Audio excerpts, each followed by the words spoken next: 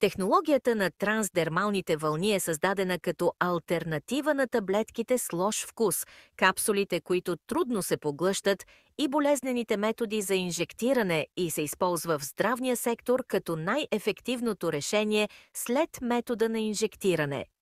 Методът на доставяне на лекарствени компоненти през кожата позволява бързо да се транспортират активните съставки в болния орган или тъкан, без да се претоварват другите органи – бъбреци, стомах, черен дроб и стомашно-чревна система. 40% от хората изпитват затруднения при преглъщането на таблетки, гадене и стомашни проблеми, забравят или пропускат доза.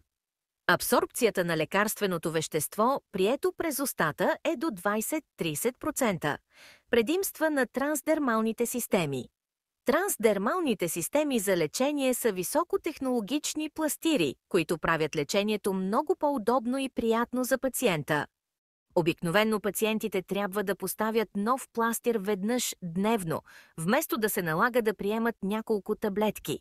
В допълнение към всичко това, лепенките, залепени за тялото, осигуряват постоянно освобождаване на лекарството в организма през целия период на употреба. Поради ниските нива на лекарството през нощта се предотвратяват симптомите, които се появяват, когато се събудите сутрин.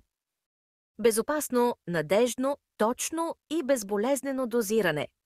Лесно лечение на деца, възрастни хора и болни, които се нуждаят от грижи. Идеално решение за пациенти с затруднено преглъщане. По-дълги интервали на прием, особено за лепенки, които продължават няколко дни.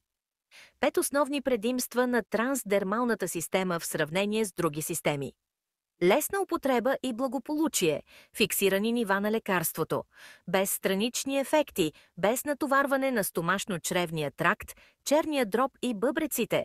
Необходими са по-малки количества активни съставки, тъй като те се абсорбират максимално.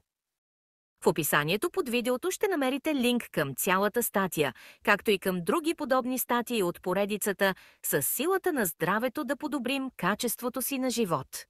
За да получите повече информация, можете да се свържете с нас на посочените мейл и телефон и ние ще ви отговорим при първа възможност. Бъдете здрави и се грижете за здравето си!